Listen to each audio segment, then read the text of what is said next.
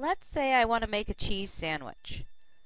Let's say my sandwich consists of 2 slices of bread and 1 slice of cheese. What if I have 3 slices of bread and I have 1 piece of cheese?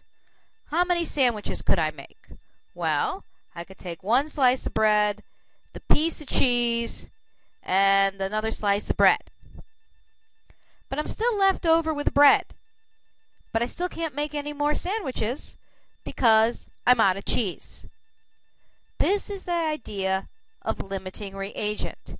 The cheese is my limiting reagent because it limits how many sandwiches I can make.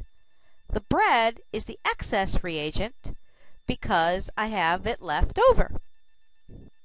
I can do the very same thing with chemical reactions. Here I have written the equation. 2 iron atoms plus 3 chloride molecules yields 2 molecules of iron chloride.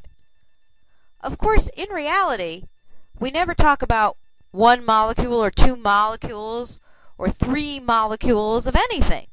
We're talking about hundreds of thousands of molecules. Remember, 1 mole contains 6.02 times 10 to the 23rd molecules or atoms. So we have a lot to think about. In this particular problem, let's suppose we start with 5 grams of iron and 7 grams of chloride. How can we figure out how much iron 3 chloride we're going to make? What we're going to do is we're going to do the same math that we did in part 1 of this video, but we're going to do it twice. First, we're doing the 5 grams of iron. 5 grams of iron divided by the molecular weight of iron to give me moles of iron. 2 moles of iron to 2 moles of iron chloride. 1 mole of iron chloride to 162.3 grams of iron chloride. That's the molar mass. And if I do all that math, I get 14.5 grams of iron 3 chloride. But we don't know that that's right because we also have this 7 grams of chloride to worry about. Let's look at this. If I do the math for this one, the same way I did the math for the iron, I come out with 10.7 grams of iron 3 chloride. Well, it can't be both. It can't be that I make 14.5 grams of iron 3 chloride and also 10.7 grams of iron 3 chloride. So what must be going on? The truth is that the chlorine runs out before the iron does. Once 10.7 grams of iron 3 chloride has been made, there's no more chlorine left. I never get to 14.5 grams of iron 3 chloride. What that means is chloride is called the limiting reagent. It's the one that runs out first. Iron is the reactant in excess.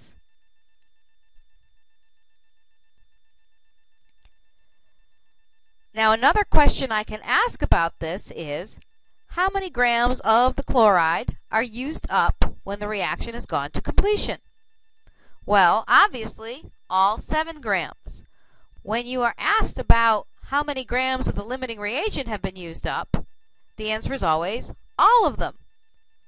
When you are asked how many grams of the chlorine are left over, the answer is always none. All of it got used up, and there is none left over. What about the iron, though?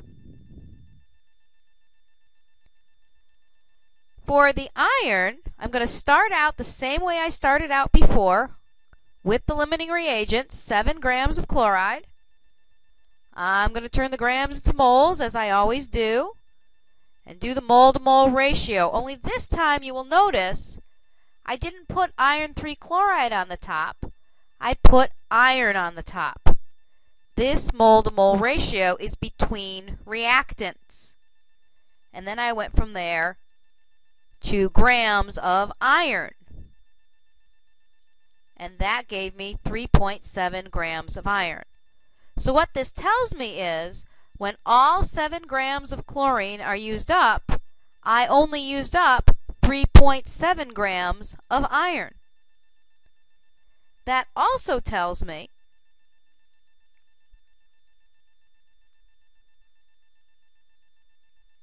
that if I started out with 5 grams of iron and I use 3.7 grams of iron, I have 1.3 grams of iron left over. Some more vocabulary for you. This 10.7 grams of iron 3 chloride is called the theoretical yield. Theoretically, it's the maximum amount of product that can be made using these initial grams of starting material. Now let's say you do this in the laboratory. You mix together 5 grams of iron and 7 grams of chlorine. If everything goes perfectly, you will get that 10.7 grams of iron 3 chloride that we calculated you would get. Let's suppose you only get 8.6 grams.